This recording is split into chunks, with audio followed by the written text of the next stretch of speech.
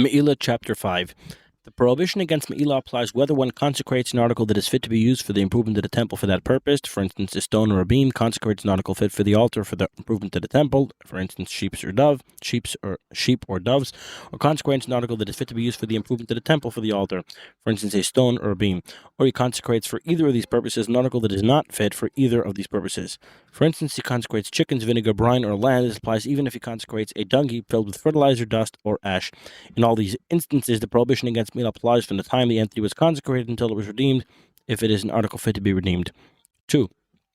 Any of the articles consecrated for the improvement of the temple and those entities consecrated to the altar from which the prohibition against meal applies may be combined together to reach the minimum measure required for meal. If one derives the produce worth of benefit from all of them, he violates the prohibition against meal. 3. The following also apply if one partook consecrated food and fed a colleague or derived benefit from a consecrated object and caused a colleague to benefit. His eating and his colleague's benefit, or his colleague's eating and his benefit are all combined to make one liable for Me'ila. If a sum of benefit worth of produce is reached, he violates the prohibition against Me'ila. 4. Accommodation making one liable for the prohibition against Me'ila can be made over an extended period of time. What is implied if one derived benefit from a consecrated article on one day and then derived benefit again after the passage of several years in one continuous state of not knowing, the two events are combined for a purchase worth, and he violates the prohibition against Me'ila. 5. The prohibition against Me'ila applies only to articles that have been separated from the earth. If whoever one benefits from consecrated earth or from consecrated articles attached to the earth, he does not violate the prohibition against Me'ila, even if he blemishes that entity. What is implied, if one plows a consecrated field or sows it, he is exempt. If he takes its earth, derives benefit from it, and damages the earth, he violates the prohibition against Me'ila. The person who threshes in a consecrated field violates the prohibition against Me'ila because its dust benefits the field, thus he has benefited from the dust and damaged the field. There's a discussion if it should say if the dust of the field benefits the grass or vice versa, but the gersa. Okay. Similarly, if one plowed a consecrated field in order to raise dust for grass that was planted there, and he took the grass, he violates the prohibition against Me'ila. If a person who dwells in a cave that is considered or consecrated, or in the shade of a tree or a dovecote that is consecrated, does not violate the prohibition against Me'ila, even though he benefited. Similarly, when one consecrates a house that was built, a person who dwells in it does not violate the prohibition against Me'ila. Whenever a person consecrates wood and stones and builds a house, a person who dwells in it violates the prohibition against Me'ila, as will be explained. 6. The prohibition against Me'ila applies to produce that grows on consecrated property. What is implied? If one consecrated a field and it produced grass, or one consecrated a tree and it produced fruit, the prohibition against Me'ila applies. If, however, one consecrated an empty cistern and afterwards it became filled with water, a dung heap and it became filled with waste, or a dovecote and it became filled with doves, since these are not the products of the consecrated articles, the prohibition against Me'ila does not apply with regard to them. Similarly, one may not benefit from the prohibition against but the prohibition against Me'ila does not apply to waste and dung in a courtyard that was consecrated. What should be done with them? They should be sold and proceeds given to the temple treasury. When a spring emerges in a consecrated field, it is forbidden to benefit from the water that emerges in the field, but one who derives benefit does not violate the prohibition against Me'ila. If the water emerges outside the field, it is permitted to benefit from it. When a willow grows in a consecrated field, it is forbidden to benefit from it, but the prohibition against Me'ila does not apply. The following rules apply when an ordinary tree is growing next to a consecrated field and its roots emerge in that field. If there are up to 16 cubits between it and the consecrated field, it is forbidden to benefit from the roots in the field. But one who benefits from them does not violate the prohibition against Me'ila. If a tree that was more than 16 cubits away from the field, one benefits from the roots, violates the prohibition against Me'ila. The converse applies to a consecrated tree is growing next to an ordinary field and its roots emerge in that field. If the roots emerge within 16 cubits, the prohibition against Me'ila applies with regard to them. If they emerge more than 16 cubits away, one should not benefit from the roots in the ordinary field, but the prohibition against Me'ila does not apply with regard to them. 7. When there is a nest in the top of a consecrated tree that a fowl built from wood and grass and the like, which should not benefit from the nest and the eggs in it together with the chicks that require the mother one. The derives benefit does not violate the prohibition against Me'ila. 8. When one consecrates a forest, the prohibition against Me'ila applies to it in its entirety, the trees and the nests at the tops of the trees or between them. 9. When the temple treasurers plane consecrated trees and cut them down, the prohibition against Me'ila applies to the small pieces of wood that are cut off when the trees were cut to size. The prohibition against Me'ila does not apply to the slivers, the sawdust, or the nivea of the wood, i.e., a hard round knot in the midst of the wood resembles a wart because it will not be useful for work. 10.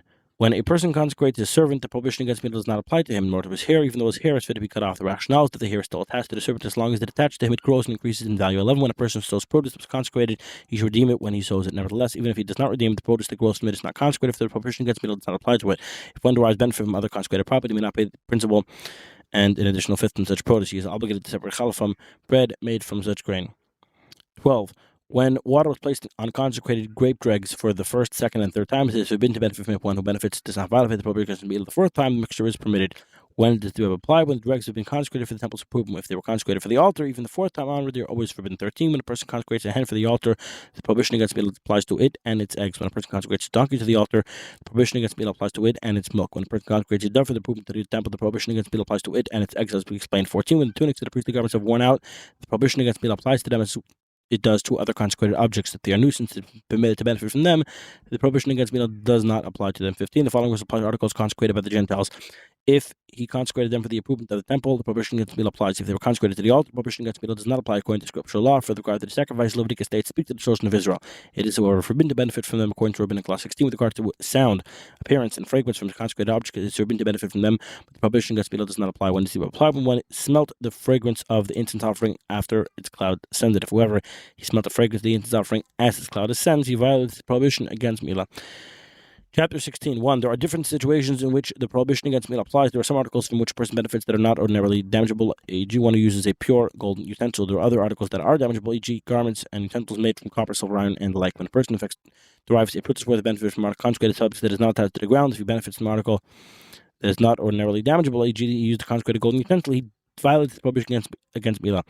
If he benefits from an article that is damageable, e.g. wore consecrated garments chopped with a consecrated axe, he does not violate the prohibition against Meila until he causes a purchase worth of damage to consecrated property, i.e. the article from which he benefits itself, with the intent to benefit from it, even though it causes damage at that time. If he derived half purchase benefit and damaged half a putta, or derived a putta of benefit and damaged a putta's worth of another article, but did not benefit from what he damaged, did not damage the article from which he benefited, he does not violate the prohibition against Meila until he derives a purchase worth of benefit caused a purchase worth of damage to that article while deriving benefit from it. What is implied? A person removed a patch from a consecrated garment and sewed it into his garment and wore it, deriving a purchase worth of benefit and causing a purchase worth of damage to the garment from which he removed it without damaging the patch at all. He does not violate the prohibition against Meila because he derived benefit from one article and damaged another. We already explained that when a person derives benefit and causes a colleague to derive benefit, the two can be combined to reach the minimum measure of a purchase worth, even if there is a long interval between them. 2. When a person moves wool from unblemished animals and consecrated sacrifice to the highest order of sanctity, since he derived the purchase worth of benefit, he violates the prohibition against Meila, even though he did not damage animals. The animals are comparable to a cup of gold. The removal of their wool does not prevent them from being offered. If whoever sacrificial animals incurred a physical blemish, since they are designated to be sold shorn, and being shorn causes their worth to decrease, the prohibition against Meila applies. Nevertheless, one does not violate that prohibition unless he derives the purchase worth of benefit and causes that amount of damage. If one removes wool from a sacrificial animal after it dies, since he derived benefit, he violates the prohibition against Meila, for there is no conception of reducing animal's value once it has died. And since this prohibition against Meila is of rabbinic origin, as we explained. 3. When a person misappropriates articles consecrated for the improvement of the temple unintentionally, since he did not act intentionally, the consecrated article loses its holiness. Anyone who benefits from it afterwards is not liable. If one intentionally misappropriates a consecrated article, since he is not obligated to bring a sacrifice to atone for a Meila, the consecrated article does not lose its holiness. Instead, it remains in the consecrated state. Hence, if another person comes and benefits from it unintentionally, he violates the prohibition against Meila. When does it apply? When one misappropriates the article while it was consecrated, used it as if it was an ordinary article, or transferred ownership to another person. If, however, one derived benefit from it and damaged it but did not transfer ownership to another person, there is a possibility of the other person violating the prohibition against Meila with it, even though it has already been violated previously. For the concept of the second person violating the prohibition against Meila with a consecrated article after someone has already done so applies only with regard to an animal and utensil. What is implied? One chopped with an axe that was consecrated, derived a purchase worth of benefit and damaged the axe. Then his colleague came, chopped with it, derived benefit and damaged the axe. Then another colleague came, chopped with it, derived benefit and damaged the axe. They all violated the prohibition against Meila if he gave it to his colleague. As a present, he violates the prohibition against Meila, but the colleague does not if one drank from a golden goblet, derived worth of benefit, and his colleague came and drank and derive benefit, and another colleague came and drank and derive benefit. They all violated the prohibition against Meila. If he took the goblet and gave it to his colleague as a present or sold it to him, he violates the prohibition against Meila, but his colleague does not. If one rode a donkey, derived the purchase worth of benefit and damaged the donkey, his colleague rode on it, derived benefit and damaged it, and another colleague came and rode on it, derived benefit and damaged it. They all violated the prohibition against Meila. If he gave it to his colleague as a present, sold it to him, or rented it to him, he violates the prohibition against Meila, but his colleague does not. Similarly, if he lends out a consecrated axe, he is considered to have misappropriated the amount of satisfaction he received from having lent out the axe. His colleague is permitted to chop with it, even as an additional profit. Similar laws apply with regard to an animal. 5. These laws do not apply to an animal consecrated to the altar. Instead, there is a possibility for several individuals to violate the prohibition against Meila, one after the other. What is implied? One removed wool from an animal that is a sin offering. His colleague came and removed wool, and a third colleague came and removed wool. They all violated the prohibition against Meila. Similarly, if one gave it to a colleague and the colleague gave it to a third individual, they all violated the prohibition against Meila. It appears to me that the laws applying to meal offerings of fowl libations and sacrificial utensils are the same as those applying to an animal to be offered as a sacrifice, for in all these instances the very physical person of the entity is consecrated. 6. When an animal consecrated as a sacrifice of the most sacred order becomes blemished and is fit to be redeemed, it is considered like an entity consecrated for the improvement of the temple is worth is consecrated. If one give it to a colleague and the colleague give it to a third individual, only the first violates the prohibition against מעילה. 7. Our sage is clear that one who takes a consecrated stone or beam intentionally and gives it to a colleague, if they both violate the prohibition against מעילה. If one gives it to a treasurer in his possession, the article was that person violates the prohibition against מעילה, but the treasurer does not appear to me. These concepts are stated only with regard to a person who willfully misappropriates the consecrated object, in which instance the holiness of the consecrated article does not depart. When a person takes a consecrated pruta with the conception that it is his own, he does not violate the prohibition against מעילה until he uses it for his own desires or gives it as a present. If he gives it to his colleague as a present, he violates the prohibition against מעילה, but his colleague does not. For with regard to other consecrated articles, one person violates the prohibition against מעילה, but the one following him does not, as we explained. Similar laws apply in all analogous situations. 8. If he takes a consecrated stone or a beam, he does not violate the prohibition against מעילה because he has not benefited as of yet. If he builds it into his home, he violates that prohibition. If he places it on top of a window in a room without attaching it, he does not violate the prohibition against מעילה until he dwells under it for a putah's worth of benefit, because merely placing it there is not considered as discernible benefit. 9. If one took a consecrated putah, gave it to a bath attendant, he violates the prohibition against מעילה, even though he has not bathed yet, for he benefits in that he could bathe whenever he desires. Similarly, if he gives it to another type of craftsman as payment for his services, he violates the prohibition, even though the craftsman has not performed the new work. 10. The following rules apply if one purchased an article with a consecrated putah, but did not draw the article after him. If he purchased from a Gentile, you violate the prohibition against מעילה. From a Jew, he does not violate that prohibition. 11. When a person spends consecrated money for his own needs with the understanding that they are ordinary funds, he violates the prohibition against מעילה, even though he did not spend the money for ordinary matters. What is implied? A person who brings a sin offering, guilt offering, or paschal sacrifice from consecrated funds, or a person who is lacking atonement who brings in his atonement offering from consecrated funds, violates the prohibition against מעילה. None of the above violates the prohibition until the blood is cast on the altar. Therefore, one who brings meal offerings, libations, or the bread of the Thanksgiving offering does not violate the prohibition against מעילה, even though he violates the transgression. The rationales to these offerings do not involve casting blood on the altar to atone for the person. 12. If a person pays his half shekel for consecrated funds, where money is taken for the collection of funds, and even one animal is purchased and its blood is cast on the altar, the person who paid with the half shekel violates the prohibition against מעילה because he has a portion in the animal whose blood was cast. 13. When a person sets aside his half shekel and then uses it for his personal needs, both he and his colleague violate the prohibition against מעילה. The following laws apply: one gives half shekel to a colleague to donate on the principal's behalf, and the agent donates it to its own behalf.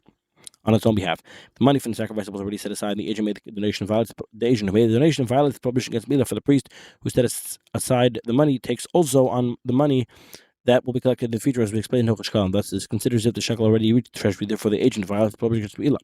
The money was not taken yet. He does not violate the prohibition against מעילה. The prohibition against מעילה does not apply to money that remains in the chamber.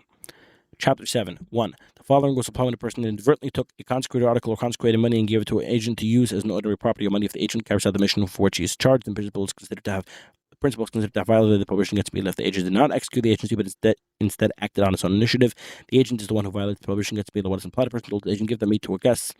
Instead, the agent gave them bread. Or he told him to give them bread and he gave them meat. If one told his agent, bring me from the window, and he brought him from the closet, or he told him to bring him from the closet and he brought him from the window, the agent violates the prohibition against מעילה. Similar apply in all analogous situations. If the agent went and brought from the window as instructed, even though the principal told him in my heart, I wanted you to bring from the closet, the principal violates the prohibition against מעילה, for the agent carried out the mission as he was charged. We follow the principal matters in the heart are of no consequence. Even if the agent was a deaf mute, a mentally or emotionally incompetent person, or a minor to whom the laws of agency do not apply, if they carry out the principal's instructions, the principal violates the prohibition against מעילה. If they do not carry out instructions, the principal is exempt. If one tells his agent, can we give each one of the guests a piece of meat, and the agent told them, take 2 at a time, the principal violates the prohibition against מעילה because his instructions were carried out. The agent is exempt because he is merely adding to the principal's agency. He is not eradicating it. If, however, the agent tells the guest, take 2 at a time on my responsibility, but he and the principal violate the prohibition against מעילה. If the guest takes 3 at a time, they also violate the prohibition against מעילה because each one of the individuals involved has performed the agency for which they were charged and added a further matter of his own initiative. Thus, the other is also liable because his instructions were carried out and the agency was not eradicated, and he is liable because of what he added in his own initiative. 2. 1 is the apply when the pieces of meat were consecrated for the improvement of the temple. If they were meat from burnt offering alike, only the person who partakes of them violates the prohibition against מעילה.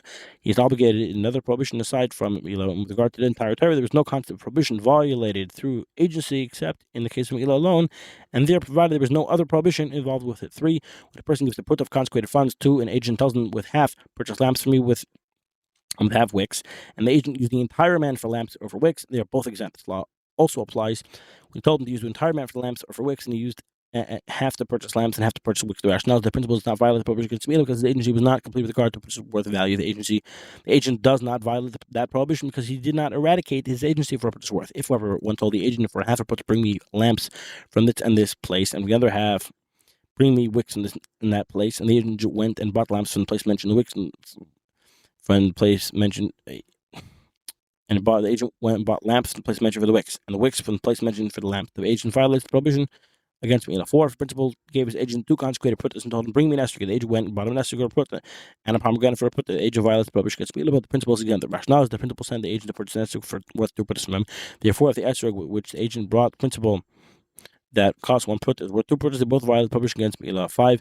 When a person sent a puta via an agent to purchase a particular article, and then before it reached the domain of the storekeeper, the principal remembered that the puta is consecrated, the agent violates the prohibition against Mila because he is acting unknowingly, but the principal has acted remembered. As we explained, the person who acts knowingly is not liable for a sacrifice to atone from Mila. If the agent also remembered that was conscious that the money was consecrated before it reached the storekeeper, they are both exempt from a sacrifice to atone for the Mila, and the storekeeper is liable when he uses that puta which became mixed with his money, for he's acting unknowingly.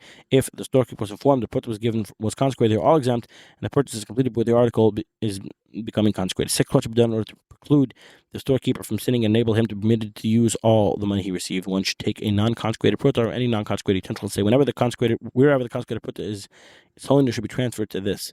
The puta or the utensil will be consecrated, and the storekeeper is permitted to use all the money received. Similarly, if a consecrated puta coins intermingled with all the money in a purse, or one said a puta in this purse is consecrated, he should transfer its holiness, and afterwards he may use all the coins in the purse. If he used coins from the purse without transferring the holiness of the consecrated coin, he does not definitely violate the prohibition against Mila until he uses all the coins in the purse. 7. If one said, one of my purses is consecrated, or one of my oxen is consecrated, the prohibition against Mila applies to all of them and to some of them. What should he do? He should bring the largest of the purses or the oxen and say, if this is consecrated, it should remain consecrated. If not, whatever the consecrated one is, its holiness should be transferred to this one. He may then use the smaller one. 8.